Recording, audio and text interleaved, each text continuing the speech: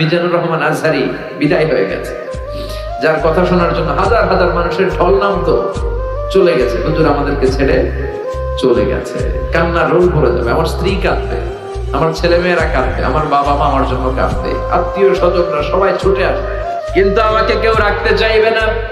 আমার জানাজা কয়টা হবে, কোথায় হবে, মাইকে পত্র পত্রিকায় ঘোষণা শুরু হয়ে যাবে। এটা হবেই একদিন, হবে না? হবেই। কত সুনিশ্চিত বিষয় আমরা ভুলে যাই। The most certain thing in our life is death. আমাদের জীবনের সবচেয়ে সুনিশ্চিত বিষয় হচ্ছে মরণ, কিন্তু এই ধোঁকা, এই মরিচিকা, এই মায়া জালে আমরা আটকে পড়ে আছি। কান্নাকাটি শুরু হয়ে যাবে। আমার জানাজা কখন হবে অ্যানাউন্সমেন্ট দিয়ে দেওয়া হবে। গোটা দেশ থেকে আমার ভক্তকুলরা আসবে আমাকে শেষ বিদায় দেওয়ার জন্য। আমাকে গোসল দেয়া হবে। কত টাকা দিয়ে আমি আমার গোসলখানাটা বানিয়েছি। আমার শেষ গোসলখানাটা কি আমার গোসলখানায় হবে না, যেখানে লাশ ধোয় ওইখানে নিয়ে যাবে আমাকে নেকেট করা হবে, জামা থাকবে না, গোসল দিয়ে সাদা কাপড় দিয়ে আমাকে পেঁচ দেওয়া হবে।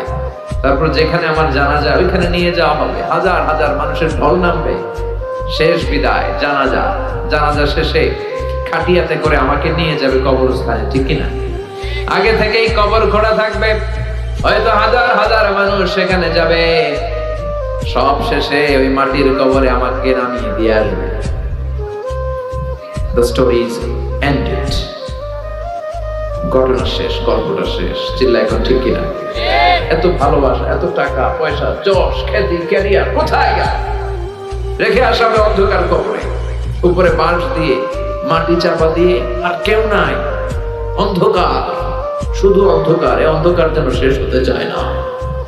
চিল্লায় বলে ঠিক কিনা?